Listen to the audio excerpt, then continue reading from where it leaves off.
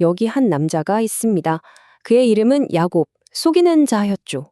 그런데 단 하룻밤의 처절한 씨름 끝에 그는 완전히 새로운 이름, 이스라엘을 얻게 됩니다. 오늘 우리는 바로 이 이름에 담긴 정체성과 변화에 대한 아주 놀라운 이야기를 한번 파헤쳐 보려고 합니다. 자, 그럼 바로 본론으로 들어가 볼까요? 아마 많은 분들이 이스라엘이라는 이름의 뜻 이미 알고 계실 겁니다. 그런데 만약에요, 우리가 철석같이 믿고 있던 그 뜻이 사실은 거대한 오해에서 비롯된 거라면 어떨까요? 네, 보통 우리는 이스라엘을 하나님과 겨루어 이긴 자라고 배우죠. 하지만 오늘 우리가 살펴볼 해석은 이걸 완전히 뒤집어 버립니다.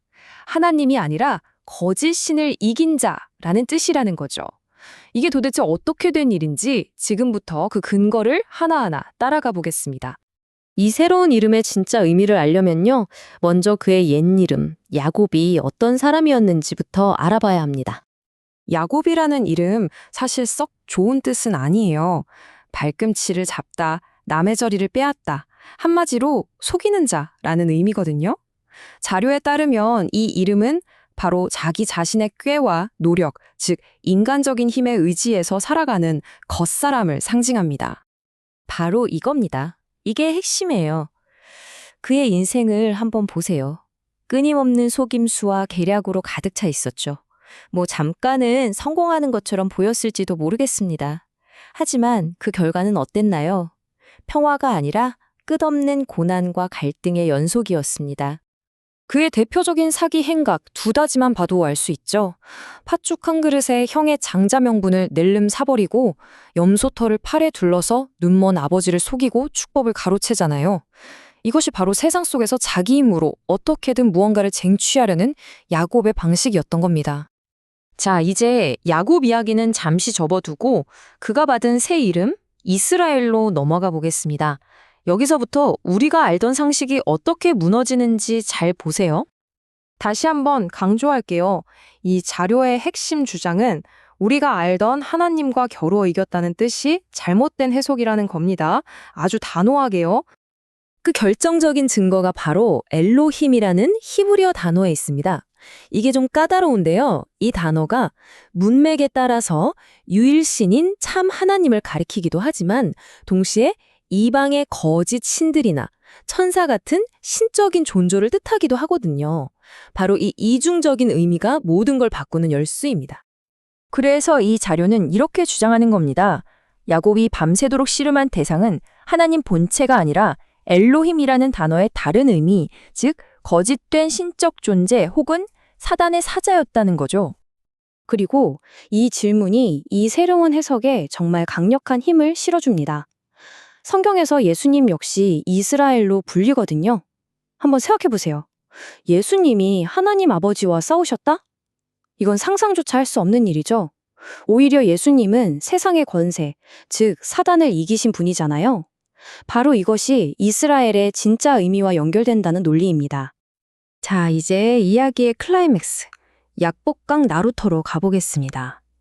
이 사건을 하나님에 대한 반항이 아니라 한 인간이 완전히 부서지고 새로 태어나는 변화의 순간으로 다시 봐야 합니다. 씨름 직전 야곱의 심리 상태를 한번 상상해 보세요. 그는 정말 인생의 막다른 골목에 서 있었습니다. 형 에서가 군대를 이끌고 복수하러 온다는 소식에 공포에 떨고 있었죠. 평생 믿어왔던 자기 꾀와 힘으로는 이제 아무것도 할 수 없다는 절망적인 무력감을 뼈저리게 느끼고 있었습니다. 이 과정이 정말 중요합니다. 야곱은 밤새도록 자기 힘으로 싸웠어요. 하지만 그의 환도뼈, 그러니까 인간적인 힘의 가장 강한 부분이 완전히 부서지고 나서야 비로소 진짜 승리가 찾아옵니다. 자신의 힘이 완전히 바닥난 상태에서 오직 하나님의 약속 하나만을 필사적으로 붙들었을 때 그는 비로소 새로운 이름 이스라엘을 얻게 된 겁니다. 이것이 이 이야기의 가장 핵심적인 역설입니다. 이스라엘이라는 이름은 인간의 노력으로 쟁취한 전리품이 아니에요. 자신의 모든 것을 내려놓고 더 높은 힘에 완전히 항복했을 때 주어진 선물이었습니다. 그렇다면 이 수천 년 전의 이야기가 오늘을 사는 우리에게 대체 어떤 의미가 있을까요? 이 자료는 이 이야기가 단지 야곱의 이야기가 아니라 바로 우리 자신의 이야기라고 말하고 있습니다. 그러니까 이 두 이름은 우리가 살아가던 두 가지 방식을 상징하는 거예요.